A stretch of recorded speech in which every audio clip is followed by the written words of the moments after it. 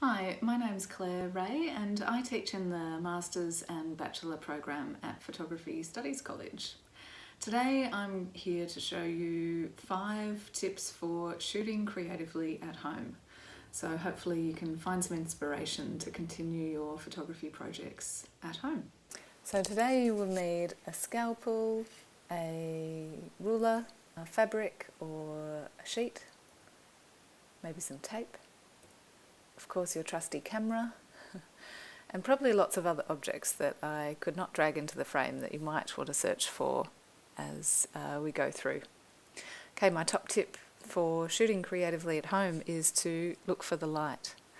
So this is a great example of a camera Obscura image by Robin Stacey. A camera Obscura is basically a big box with a hole in one side, a tiny hole. Light travels through that hole and an image is projected onto the other side. So you can make a camera Obscura quite easily in your bedroom just by covering up the window with blackout material. You could use aluminium foil and then just cut a tiny hole and you should see an image projected from the outside world onto your bedroom, which is a really cool trick. Number 2. Utilise what you have. This is a work by Melanie Benaggio called Furniture Bondage, where she's obviously used lots of domestic items from around the house to create a walking sculpture.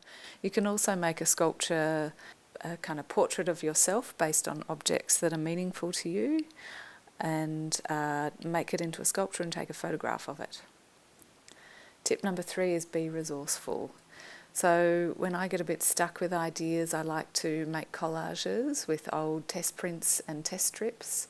So you can do the same thing. One method is to use a scalpel like I'm doing here, or you can just tear up your photographs. What I like to do is just tear them up, place them over the top of each other, and then just take a photograph and you get a cool sort of material effect by seeing the shadow underneath the paper. Tip number 3 is practice spontaneity. This is work by Joanna Petrovska, sometimes informally known as the Shelter Project, where she asked subjects to make a cubby in their houses with objects that they had, and then she took a photograph of them. I've employed spontaneity into my work quite a bit, and this is work that I made a few years ago now, in 2010, where I spontaneously responded to my immediate environment. It was usually domestic at that time. And then my final top tip is adapt your environment. So bring your studio home. This is the simplest way of creating a backdrop. Just hang it up on your clothesline. You can use a sheet, you could use a blanket, you could use big bits of paper if you have some. I really encourage you though to iron your sheet, which I didn't do here. You'll get a much more uniform surface.